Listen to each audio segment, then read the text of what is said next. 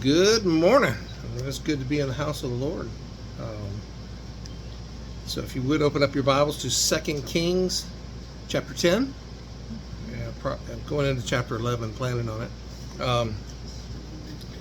And Ahab had 70 sons. So that's not from one woman, obviously, in Samaria.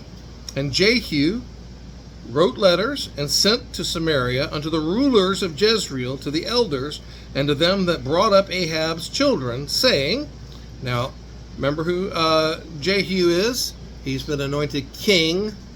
Ahab's dead already. Jezebel is dead now. And the courtiers and folks that were with her there. Jezreel is the second city in Samaria. Samaria is the capital. Jezreel is where Ahab and Jezebel had a palace.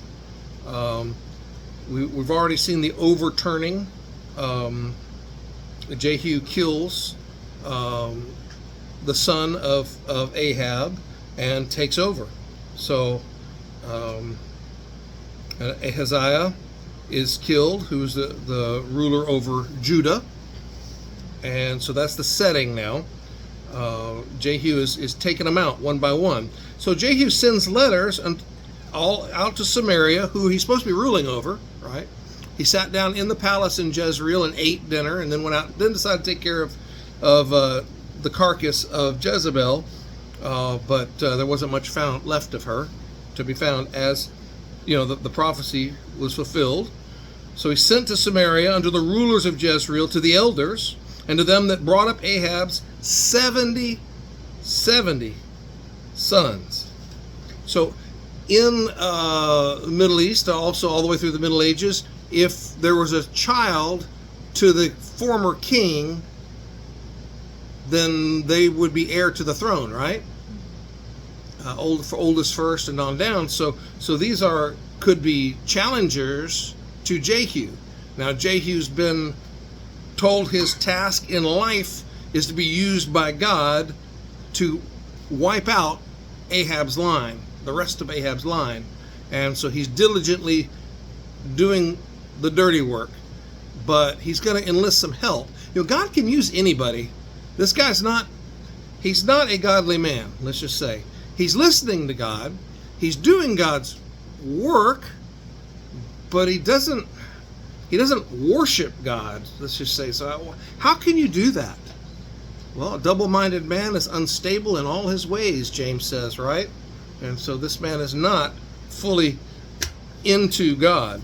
So he writes this letter saying, verse 2, now as soon as this letter cometh to you, seeing your master's sons are with you, and there are with you chariots and horses, and also walled cities and armor, look out even the best and meanest of your master's sons, and set him on his father's throne, and fight for your master's house. He says, I'm laying down the gauntlet. I'm challenging you. So Jehu devises a way to take out his challengers to his new throne without having to fight against these walled cities that are all about in Samaria. Okay, defended cities. And so he tells them to find the best and set him on the throne, and it'll be a challenge. But now, verse 4, they were exceedingly afraid and said, behold, 2 kings stood not before him. How shall we stand? So these men who are individually caring for 70 of Ahab's sons, scattered all over Samaria. Okay, so these would be the up-and-coming rulers once they're raised. And these are those who were supposed to be loyal to Ahab. They start thinking, there's no way we can stand up to Jehu. He's already wiped out 2 kings, one the king of Judah. How can we stand? So they were exceedingly afraid. And verse 5, they're going to get their weakness exploited. He says, and he that was over the house, and he that was over the city, the elders also, and the bringers up of the children, sent a letter back to Jehu, or sent someone back, saying, we are thy servants, and we will do all that thou shalt bid us. We will not make any king. Do thou which is good in thine eyes. Well, What is Jehu's purpose? To get rid of Ahab's children, get rid of Ahab's lineage, all who pisseth against the wall, as he said. So verse 6, here comes the plot. The second letter. Then he wrote a letter the second time to them, saying, If ye be mine, and if ye will hearken unto my voice, take ye the heads of the men, your master's sons, and come to me to Jezreel by tomorrow this time. Now the king's sons, being 70 persons, were with the great men of the city, the warriors, the protectors, the soldiers, right? Which brought them up. They were raising them and protecting them. What are they to do? It's a proof of loyalty. And it came to pass when the letter came to them that they took the king's sons and slew 70 persons and put their heads in baskets or bowls or ceramic pots and then sent them to Jezreel. Ugh. Now they themselves are supposed to show up, but obviously they sent them. They're afraid they would. And there came a messenger and told Jehu, saying, They have brought the heads of the king's sons. And he said, Lay them in 2 heaps at the entering in of the gate until morning. 2 heaps, 70. Ugh. So Jehu devises another plan. Now, remember, they're going to say, just like Jezebel said, you went against your Zimri, right? You went against Ahab, and now you've gone against me, Jezebel said. And so the naysayers are going to say, well, you're just a usurper all the way around, but all the bad gossip and all that kind of the seeds that could grow into seeds of rebellion, right? He devises a plan to stop this naysaying. So verse 9, And it came to pass in the morning that he went out and stood and said to all the people, he said, You be righteous. Behold, I conspired against my master. Agreed. And slew him. But who slew all of these? Pointing to the 70 sons of Ahab. You're talking bad about me going against my master, right? The son of Ahab. You who slew all of these sons of Ahab? He says, Know now that there shall fall unto earth nothing of the word of the Lord, which the Lord spake concerning the house of Ahab. For the Lord hath done that which he spake by his servant Elijah. Promise fulfilled, prophecy fulfilled, almost. It's getting there, but he says, let you know that none of these words are going to fall to the ground. Now, is Jehu acting as the sword of the Lord here? Yes, he is. Is he God's man? Is he a godly man? Absolutely not. He's a treacherous man and vicious. So he's going to proceed then to wipe out the rest of Ahab's power base, right? I mean, so he arose and departed and came to Samaria now. He leaves Jezreel, the valley, and those fenced cities. And he was at the shearing house in the way, and Jehu met with the brethren of Ahaziah, the king of Judah. These are the power base that could become kings, right, in Judah. But these are also who? The seed of Ahab and Jezebel, son-in-laws, right?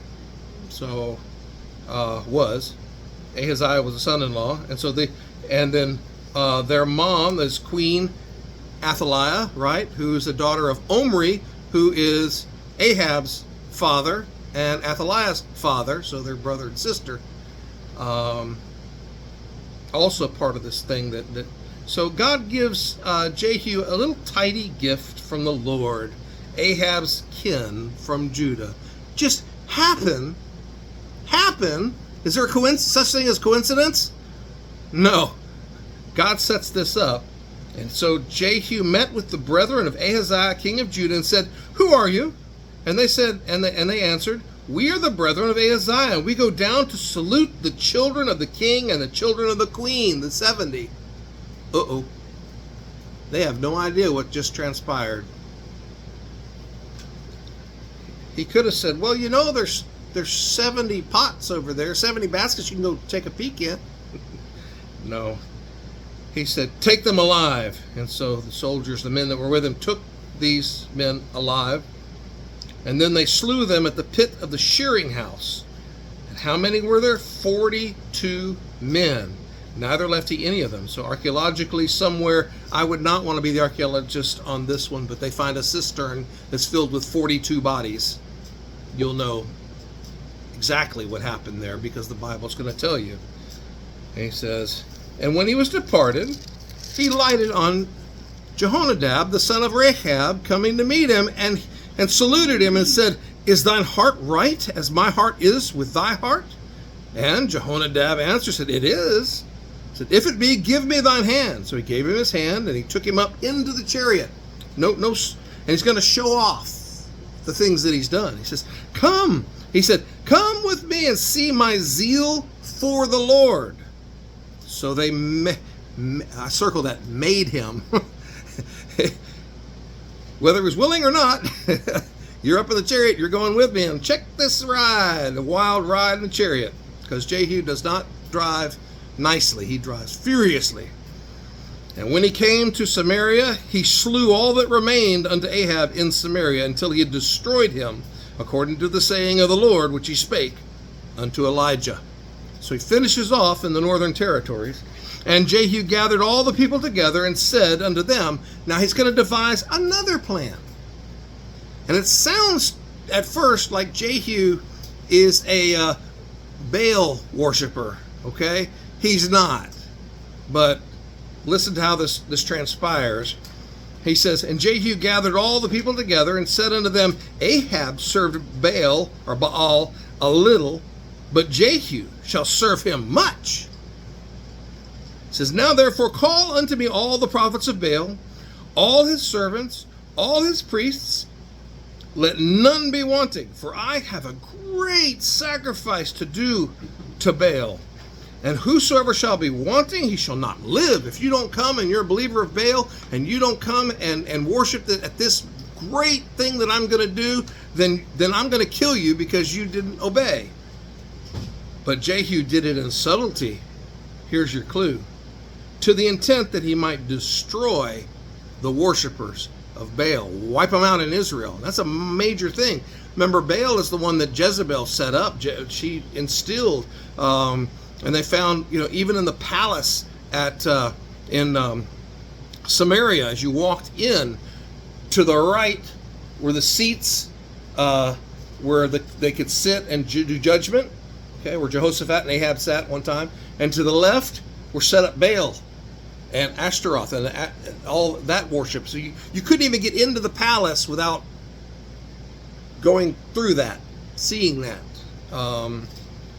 That's how bad it had gotten. And they, on top of that, they still had the golden calves. The little baby calves they were worshiping in 2 golden calves. So anyway, so he says, call them all together. And verse 20, and Jehu said, proclaim a solemn assembly for Baal. And they proclaimed it. We're going to worship Baal. Come, everyone. It's going to be a solemn assembly, a quiet assembly. Everybody's going to be worshipful.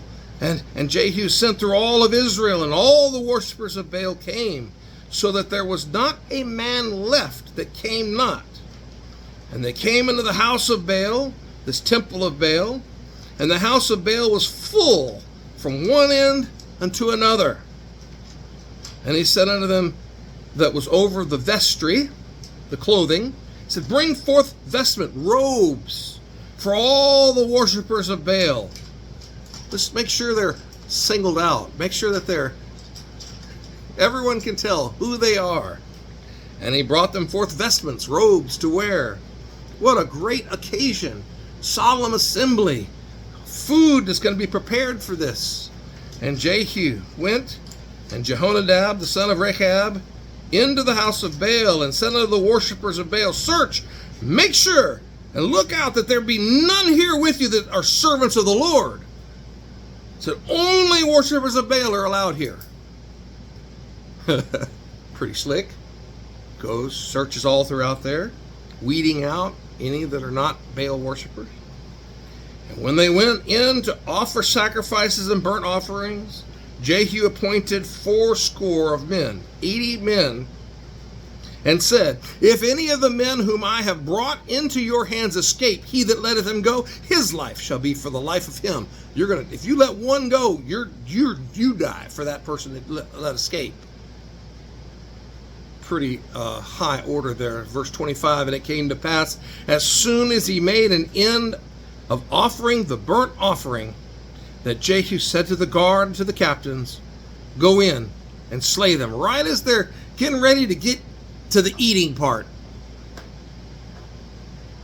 Go and slay them, and let none come forth. So they smote them with the edge of the sword, and the guard and the captains cast them out, and went into the city of the house of Baal. It was so big, they said, went into the city of the house of Baal. And they brought forth the images out of the house of Baal, and burned them, all those idols. And they break down the image of Baal, the one that was not made of wood, and break down the house of Baal. And they made it a dung heap, a draught house, a lua, a bathroom, as it is to this day. Archaeologically, you could go and find that. Thus Jehu destroyed Baal out of Israel. Almost, not quite. The almost and not quite is that Jehu almost wipes out all the idolatry, right? But not quite, because he still does one thing. Howbeit, from the sins of Jeroboam the son of Nebat, who made Israel to sin, Jehu departed not after them. To wit, the golden calves that were in Bethel and that were in Dan, he left them up. And the Lord said to Jehu, because thou hast done well in executing that which is right in mine eyes, and hast done to the house of Ahab according to all that was in mine heart, thy children of the 4th generation shall sit on the throne of Israel. So close, yet so far. Jehu almost, if he just let go of those idols, the last two. But Jehu took no heed to walk in the law of the Lord God of Israel with all of his heart. He took no heed. He just didn't do it. For he departed not from the sins of Jeroboam, which made Israel to sin. And in those days the Lord began to cut Israel short. So the borders were being raided because of this. Because had Jehu completely been God's man and been a good king over Israel, things might have been way different, but they weren't. So Lord allowed the edges of Israel, the northern kingdoms, to be attacked, and the walled cities were being taken away from them. Hazael was one from the Aramite in Syria, as they came down and started attacking and smote them in all the coasts, all the borders of Israel, from Jordan eastward, all the land of Gilead, the Gadites, the Reubenites, and the Manassites, from Aurora, which is by the river Arnon, even Gilead and Bashan. So the whole area there. Now the rest of the acts of Jehu, and all that he did, and all his might, are they not written in the book of the Chronicles of the kings of Israel? And Jehu slept with his fathers, and they buried him in Samaria. And Jehoahaz, his son, reigned in his stead. And the time that Jehu reigned over Israel in Samaria was 28 years. Quite a long reign. Jehoahaz is the next king. So we shift our focus now. Just want to kind of finish up with Ahab's line. We go to Judah, right? Down south. Judah is being ruled. Well, suddenly, when Athaliah, so chapter 11, 2 Kings, when Athaliah, the mother of Ahaziah, saw that her son was dead, she arose and destroyed all the rest of the seed royal. Any of the other sons. So how many sons were there? Anyone that could possibly be a contender to the throne that was of Ahab's lineage. Or David's lineage. So she wipes out the rest of them. Wicked queen. Well, she's the son of Omri. She has no morals. But Jehosheba, the daughter of King Joram, sister of Ahaziah, grabs Joash, the son of Ahaziah, and stole him from among the king's sons, which were slain. And they hid him, even him and his nurse, in the bedchamber from Athaliah, so that he was not slain. Remember, God said he was going to always leave one, as long as there was a Jerusalem. And he was with her, and hid in the house of the Lord 6 years. That's certainly not a spot where Athaliah is going to go and look. She's not going to go to the temple of the Lord for any reason, unless she just had to. And Athaliah did reign over the land. So the temple becomes a safe place. And the 7th year, Jehoiada sent and fetched the rulers over hundreds. So the little boy is raised up. He's about 7 years old now. Okay, so she and her, he's been raised with the captains of the guard, and brought them into the house of the Lord, and made a covenant with them, and took an oath of them in the house of the Lord, and showed them the king's son.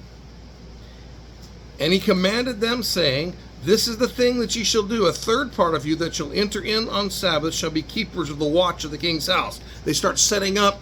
They said, this is something, a function we're going to do. You three, you're going to be out there watching, keeper of the king's house. So another third shall be at the gate of Shur, and another third at the gate behind the guard, so that you shall keep watch of the house, that it be not broken down.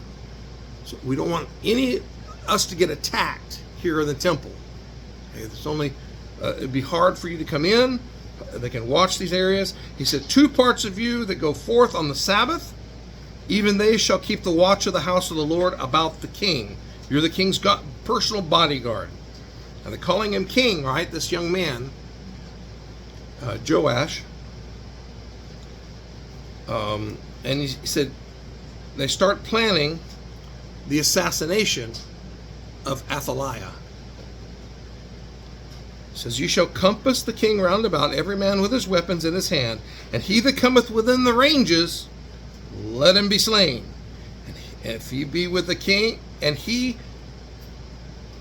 ye with the king as he goeth out, and as he cometh in.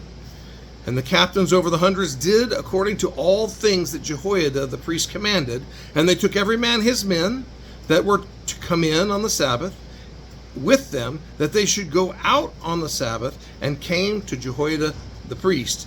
It's time. The setup is there. And to the captains over the hundreds did the priest give the king whose spears? The spears that David had made. And the shields that were in the temple of the Lord. And remember, those shields were not gold anymore, right? They were beaten brass. And the guard stood, every man with his weapons in his hand, round about the king, from the right corner of the temple to the left corner of the temple, along by the altar and the temple. And he brought forth the king's son, and put the crown upon him, and gave him the testimony. And they made him king, and anointed him. And they clapped their hands and started yelling, God save the king! Now a big ruckus is sounding forth, and you could hear this down in the palace below the temple area, the city of David. And what's going to happen? Athaliah, what is this? And she's going to be roused, and first time in however long she's going to come up to go and see what in the world's going on. So this murderess of the sons of Jehu of Judah, right? And when Athaliah heard the noise of the guard and of the people, she came to the people into the temple of the Lord. And when she looked, behold, the king stood by a pillar, as the manner was, and the princes and the trumpeters by the king, and all the people of the land rejoiced and blew with trumpets. And Athaliah rent her clothes and cried, Treason! Treason! But Jehoiada the priest commanded the captains of the hundreds, the officers of the host, and said, Have her forth without the ranges. Take her out of the church precinct area. And all those that are following her, and kill them with a sword. The priest is telling him. For the priest had said, let her not be slain in the house of the Lord.